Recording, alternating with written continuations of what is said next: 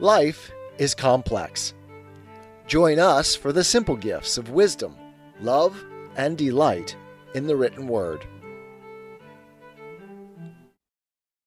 Evangeline, A Tale of Acadie, by Henry Wadsworth Longfellow. Book 2, Part 1. Many a weary year had passed since the burning of Grand Pre, when on the falling tide the freighted vessels departed, bearing a nation, with all its household gods, into exile, exile without an end, and without an example in story. Far asunder, on separate coasts, the Acadians landed. Scattered were they, like flakes of snow when the wind from the northeast strikes aslant through the fogs that darken the banks of Newfoundland. Friendless, homeless, hopeless, they wandered from city to city, from the cold lakes of the north to sultry southern savannas, from the bleak shores of the sea to the lands where the Father of waters seizes the hills in his hands and drags them down to the ocean, deep in their sands to bury the scattered bones of the mammoth. Friends they sought and homes, and many, despairing, heartbroken, asked of the earth but a grave, and no longer a friend nor a fireside. Written their history stands on tablets of stone in the churchyards. Long among them was seen a maiden who waited and wandered, lowly and meek in spirit, and patiently suffering all things. Fair was she, and young, but alas, before her extended, dreary and vast and silent, the desert of life, with its pathway marked by the graves of those who had sorrowed and suffered before her. Passions long extinguished, and hopes long dead and abandoned, as the emigrant's way o'er the western desert is marked by campfires long consumed, and bones that bleach in the sunshine. Something there was in her life incomplete, imperfect, unfinished, as if a morning of June, with all its music and sunshine, suddenly paused in the sky, and fading, slowly descended into the east again, from whence it late had arisen.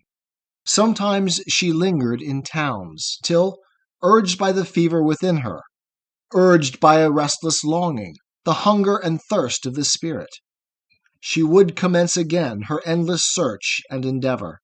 Sometimes in churchyards strayed, and gazed on the crosses and tombstones, sat by some nameless grave, and thought that perhaps in its bosom he was already at rest, and she longed to slumber beside him.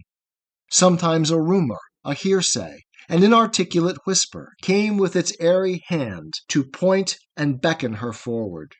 Sometimes she spake with those who had seen her beloved and known him, but it was long ago, in some far-off place or forgotten. "Gabriel la jeunesse," said they. "Oh yes, we have seen him. He was with Basil the blacksmith, and both have gone to the prairies. Coureurs des bois are they, and famous hunters and trappers." "Gabriel la jeunesse," said others. "Oh yes, we have seen him. He is a voyageur in the lowlands of Louisiana." Then would they say, "Dear child, why dream and wait for him longer? Are there not other youths as fair as Gabriel? Others who have hearts as tender and true, and spirits as loyal? Here is Baptiste Leblanc, the notary's son, who has loved thee many a tedious year. Come, give him thy hand, and be happy. Thou art too fair to be left to braid St. Catherine's tresses." Then would Evangeline answer, serenely but sadly, "I cannot. Whither my heart has gone, there follows my hand, and not elsewhere. For when the heart goes before, like a lamp, and illumines the pathway, many things are made clear that else lie hidden in darkness."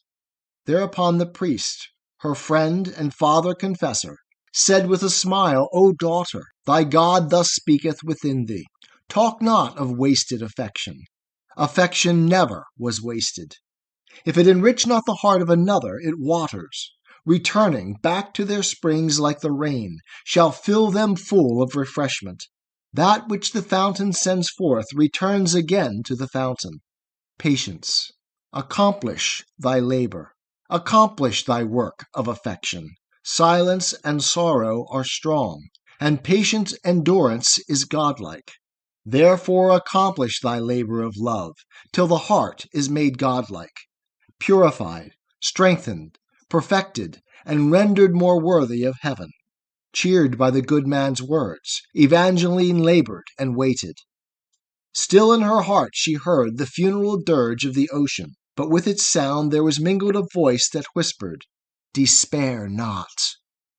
Thus did that poor soul wander, in want and cheerless discomfort, bleeding, barefooted, over the shards and thorns of existence. Let me essay, O Muse, to follow the wanderer's footsteps, not through each devious path, each changeful year of existence, but as a traveler follows a streamlet's course through the valley, far from its margin at times, and seeing the gleam of its water here and there in some open space, and at intervals only, then drawing nearer its banks, through sylvan glooms that conceal it. Though he behold it not, he can hear its continuous murmur, happy at length, if he find the spot where it reaches an outlet. Part 2. It was the month of May. Far down the beautiful river, past the Ohio shore, and past the mouth of the Wabash, into the golden stream of the broad and swift Mississippi, floated a cumbrous boat that was rowed by Acadian boatmen. It was a band of exiles, a raft, as it were, from the shipwrecked nation scattered along the coast, now floating together, bound by the bonds of a common belief and a common misfortune. Men and women and children, who, guided by hope or by hearsay, sought for their kith and their kin among the few-acred farmers on the Acadian coast and the prairies of fair Opelousas. With them Evangeline went, and her guide the Father Felician, onward, o'er sunken sands, through a wilderness sombre with forests. Day after day they glided adown the turbulent river, night after night by their blazing fires, and camped on its borders. Now through rushing chutes, among green islands, where plume-like cotton trees nodded their shadowy crests, they swept with the current, then emerged into broad lagoons, where silvery sandbars lay in the stream, and along the wimpling waves of their margin, shining with snow-white plumes, large flocks of pelicans waded. Level the landscape grew, and along the shores of the river, shaded by china trees in the midst of luxuriant gardens, stood the houses of planters, with negro cabins and dovecotes. They were approaching the region where reigns perpetual summer, where through the golden coast, and groves of orange and citron, sweeps with majestic curve the river away to the eastward. They too swerved from their course, and entering the bayou of Plaquemine, soon were lost in a maze of sluggish and devious waters, which, like a network of steel, extended in every direction. Over their heads the towering and tenebrous boughs of the cypress met in a dusky arch, and trailing mosses in mid-air waved like banners that hang on the walls of ancient cathedrals. Deathlike the silence seemed, and unbroken, save by the herons home to their roosts in the cedar trees returning at sunset, or by the owl as he greeted the moon with demoniac laughter. Lovely the moonlight was as it glanced and gleamed on the water, gleamed on the columns of cypress and cedar sustaining the arches, down through whose broken vaults it fell as through chinks in a ruin.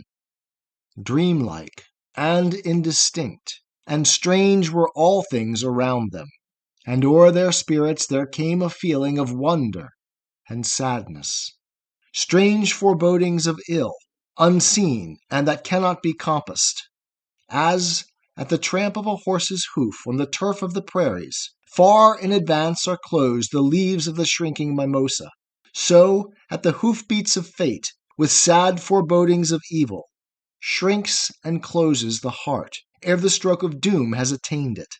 But Evangeline's heart was sustained by a vision that faintly floated before her eyes and beckoned her on through the moonlight. It was the thought of her brain that assumed the shape of a phantom, Through those shadowy aisles had Gabriel wandered before her, and every stroke of the oar now brought him nearer and nearer. Then in his place at the prow of the boat rose one of the oarsmen, and, as a signal sound, if others like them peradventure sailed on those gloomy and midnight streams, blew a blast on his bugle. Wild through the dark colonnades and corridors leafy the blast rang, breaking the seal of silence, and giving tongues to the forest. Soundless above them the banners of moss just stirred to the music. Multitudinous echoes awoke and died in the distance, over the watery floor, and beneath the reverberant branches. But not a voice replied. No answer came from the darkness. And when the echoes had ceased, like a sense of pain was the silence. Then Evangeline slept, but the boatmen rowed through the midnight, silent at times, then singing familiar Canadian boat songs, such as they sang of old on their own Acadian rivers. And through the night were heard the mysterious sounds of the desert, far off, indistinct, as of wave or wind in the forest, mixed with the whoop of the crane and the roar of the grim alligator.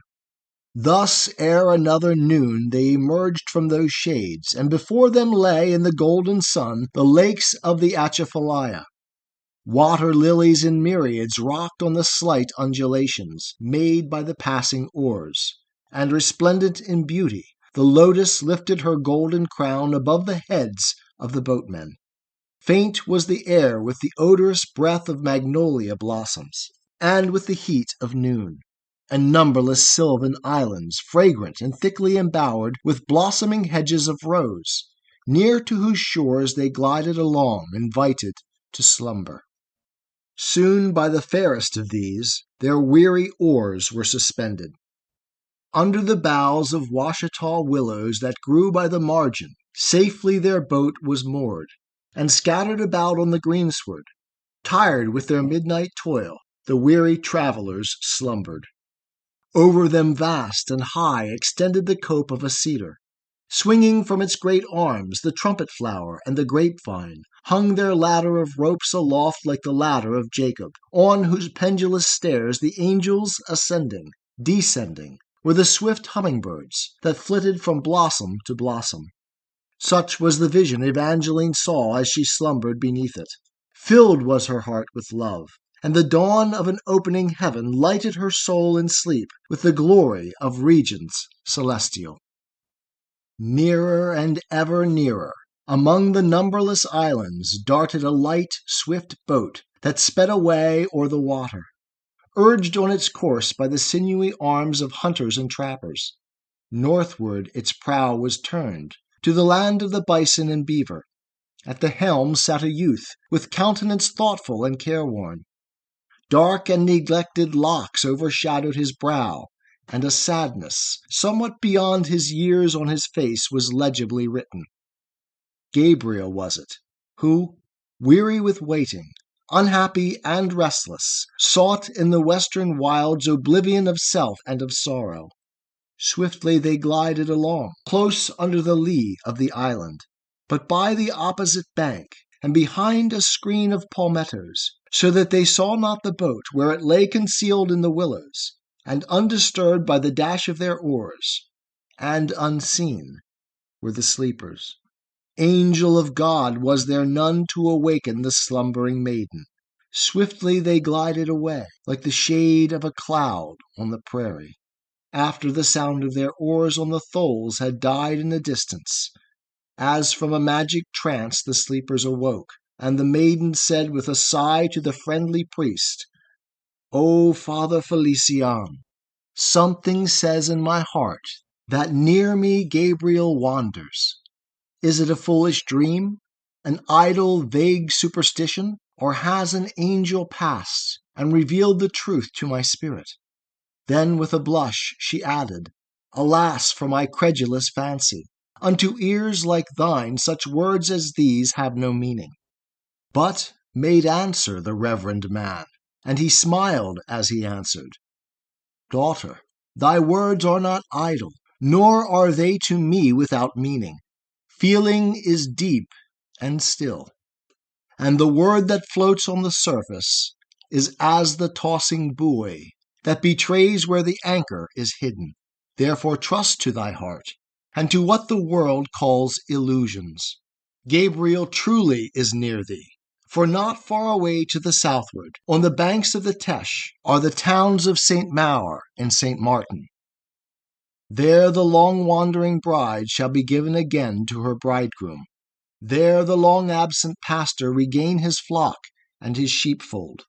Beautiful is the land, with its prairies and forests of fruit trees. Under the feet a garden of flowers, and the bluest of heavens bending above, and resting its dome on the walls of the forest. They who dwell there have named it the Eden of Louisiana. With these words of cheer they arose and continued their journey. Softly the evening came. The sun from the western horizon, like a magician, extended his golden wand o'er the landscape.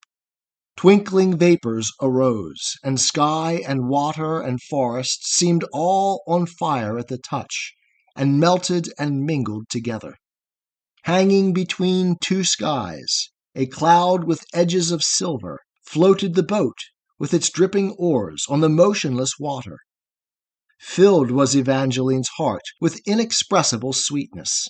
Touched by the magic spell, the sacred fountains of feeling glowed with the light of love as the skies and waters around her. Then from a neighboring thicket the mockingbird, wildest of singers, swinging aloft on a willow spray that hung o'er the water, shook from his little throat such floods of delirious music that the whole air and the woods and the waves seemed silent to listen. Plaintive at first were the tones and sad, then soaring to madness seemed they to follow or guide the revel of frenzied bacchantes.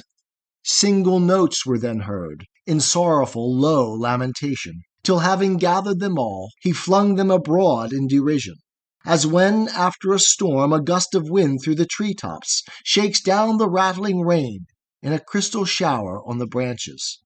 With such a prelude as this, and hearts that throbbed with emotion, slowly they entered the Teche, where it flows through the green Opelousas, and, through the amber air, above the crest of the woodland, saw the column of smoke that arose from a neighboring dwelling.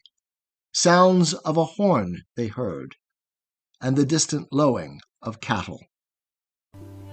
'Tis the gift to be simple, 'tis the gift to be free, 'tis the gift to come down where we ought to be. And when we find ourselves in the place just right, 'twill be in the valley of love and delight. When true simplicity is gained, to bow and to bend, we will not be ashamed. To turn will be our delight, till by turning, we come round right.